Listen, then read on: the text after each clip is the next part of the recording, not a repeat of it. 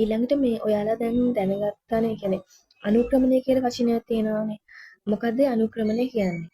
දැන් මේ අපි ගත්තාම y සමානයි mx. හරිද? y සමානයි mx ගත්තාම මෙන්න මේකේ මෙන්න මේ y කියන්නේ අපි අර ලකුණු කරපු ප්‍රස්ථාරවල තියෙන y අක්ෂයේ අදාළ අගය. හරිද?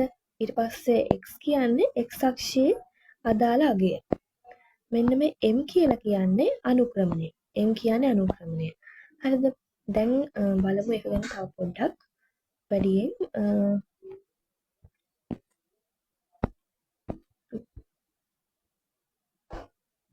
මෙන්න බලන්න. දැන් මෙයා එක ප්‍රස්ථාර තමයි මෙතන ඇඳලා තියෙන්නේ. දැන් මං කිව්වා දැන් මේකත් y සමානයි mx ආකාරයේ ප්‍රස්ථාරයක්නේ. මොකද මේ y තියෙනවා x තියෙනවා මේ තුන කියන්නේ කවුද? m. මෙතනත් y තියෙනවා x තියෙනවා. ආයි වෙන මොකුත් පද නැහැනේ. y සමානයි mx. y සමානයි මෙතන තියෙන්නේ කවුද? x. එතකොට අපි දන්නවා මේ එක තමයි මෙතන තියෙන්නේ. එක x වලින් ගුණනාමනේ x හැදෙන්නේ. එතකොට මෙතන අනුක්‍රමණය කීයද? 1යි. දැන් මෙතන මේ ප්‍රස්ථාරය අනුක්‍රමණය ගත්තොත් 1 යට 3යි. අනුක්‍රමණය කියන්නේ m වල අගය. ඒ කියන්නේ x ඉස්සරහා ඉන්න එක්කෙනා. එතකොට දැන් බලන්න මේ හැම ප්‍රස්ථාරයක්ම මේ මූල ලක්ෂ්‍ය හරහා ගිහිල්ලා තියෙන්නේ. දැක්කද? ඒ කියන්නේ මේ විදිහට ඉන්න පුළුවන්. මේ විදිහට ඉන්න පුළුවන් y සමානයි mx ආකාරයේ ප්‍රස්ථාරයක් ගත්තොත් මේ විදිහට එයා ඔය මොන විදිහට හිටියත් අනිවාර්යෙන් එයාගේ තියෙන විශේෂ ලක්ෂණය තමයි එයා මූල ලක්ෂ්‍ය හරහා මේ බිඳුව හරහා යනවා.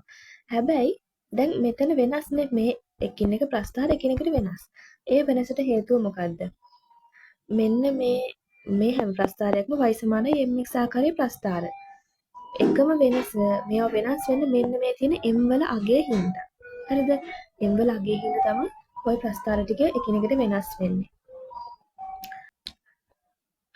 දැන් මේකේ මේ ඔයාලා මතක තියාගන්න මෙතන නම් m වල අගය කීයද? 3යි. මෙතන m වල අගය 1යි. මෙතන m වල අගය 1යට 3යි. ඒ කියන්නේ x ගුණ වෙලා ඉන්න එක්කෙනාගේ වැලියු එක අනුක්‍රමණය තමයි m වල අගය.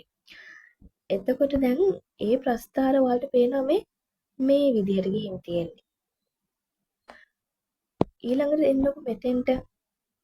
මෙතන කොහොමද අනුක්‍රමණය? මේ x ගුණ වෙලා ඉන්න ඍණ 3. මෙයා ඍණ 1.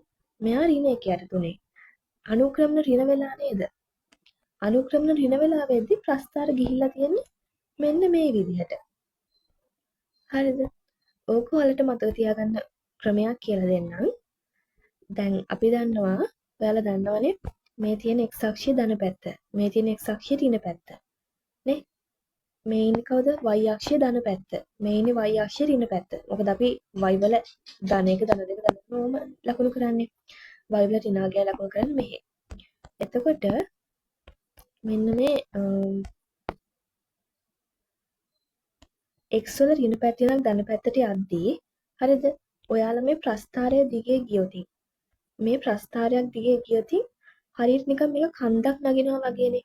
ඍණ පැත්තේ ඉඳන් ධන පැත්තට යද්දී නේ කන්දක් නගිනවා වගේ. දැන් හිතන්න ඔයාලා මේ ප්‍රස්ථාරය දිගේ යනවා කියලා. මේ කන්දක් නැගගෙන යනවා. මේක දිගේ ගියත් මේ කන්දක් නැගගෙන යනවා. ඒ විදිහට මේ පැත්තේ ඉඳලා ඒ කියන්නේ මේ ඍණ පැත්තේ ඉඳලා මේ ඍණ පැත්තේ ඉඳන් ධන පැත්තට ප්‍රස්ථාරය දිගේ යද්දී කන්දක් නැගගෙන යන්නේ එයාගේ අනුක්‍රමණය ධන. ඊළඟට ආයෙත් මේ පැත්තේ ඉඳලා ඒ කියන්නේ මේ ඍණ පැත්තේ ඉඳන් හැම වෙලේම මේ පැත්තෙන් පටන් ගන්න. වම් පැත්තේ ඉඳන් දකුණට ප්‍රස්ථාරය දිගේ යන්න ඕනේ. වම් පැත්තේ ඉඳන් දකුණට ප්‍රස්ථාරය දිගේ එද්දී අපි එමු මෙයාගේ දිගේ වමේ ඉඳන් දකුණට ප්‍රස්ථාරය දිගේදී පල්ලමක් බැහැගෙන නම් එන්නේ. ඒ කියන්නේ පල්ලමක් නම් තියෙන්නේ අනුක්‍රමණය ඍණ. දැන් මෙයාගේ අනුක්‍රමණය ඍණනේ. එතකොට මේ පල්ලම. එතකොට කන්දක් නම් නගින්නේ අනුක්‍රමණය ධන, පල්ලමක් නම් බහින්නේ අනුක්‍රමණය ඍණ.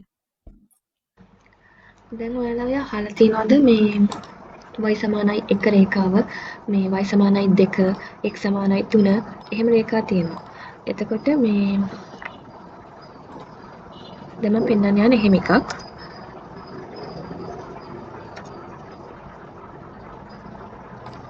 දැන් හිතන්නකෝ මෙතන තියෙනවා මගේ 1.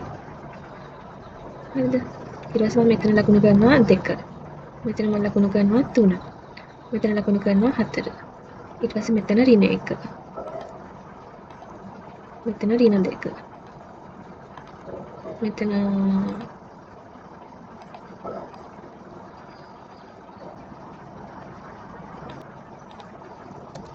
හරිද? දැන් ඔයාලට කියනවා අඳින්න කියලා y සමානයි 1 රේඛාව. අපි හිතමු ඔයාලට අඳින්න කියනවා y සමානයි 1 රේඛාව. මොකද මේ y සමානයි 1 රේඛාව කියන්නේ? y සමානයි 1 කියලා කියන්නේ හරිද? y වල අගය එකක් වෙද්දි y වල අගය එකක් වෙද්දි ඒ අපි අඳින රේඛාව. මේ ඉන්නේ y වල අගයනේ. y වල අගය එක වෙන්නේ කොතනද? මෙන්න මෙතන. ඒ කියන්නේ අපි දැන් මෙතන ගත්තත් මෙතන මොකක් හරි ඛණ්ඩාංකයක් තියෙනවා කියලා ගත්තොත් එතෙන්ට දාලා x අගය තමයි මේ තියෙන්නේ. එතෙන්ට දාලා y අගය තමයි මේ තියෙන්නේ. හරිද? ඒ වගේ දැන් අපි ගත්තොත් මෙන්න මෙයාට දාලා y අගය තමයි මෙන්න මෙතන තියෙන්නේ. සෝරි x අගය මෙතන. y අගය තියෙන්නේ මෙන්න මෙතන. හරිද? ඒ වගේ දැන් y සමාන 1 නේ. මෙන්න මේ 1 ඉන්න මෙතන. මෙයා හරහා මේ පැත්තට ඇඳත් මෙන්න මෙහාට ගියා. හරිද? මේ රේඛාව මත තියෙන ඕනම ලක්ෂයක අගය y සමානයි 1යි. y වල අගය 1යි. මේ රේඛාව මත තියෙන ඕනම ලක්ෂයක y වල අගය 1යි. එතකොට y සමාන 1 රේඛාව කියන්නේ y 1 වෙද්දී එයා හරහා යන රේඛාව.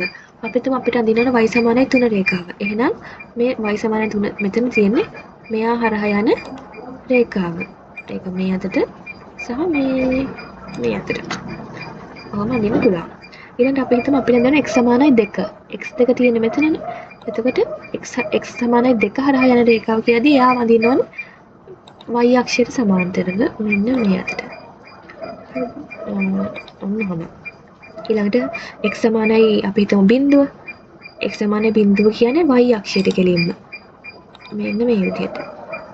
ඊළඟට අපි හිතමු x සමානයි ඍණ 4. එතකොට x ඍණ 4 වෙන තැන. දැන් වලට පේනවා ඇති.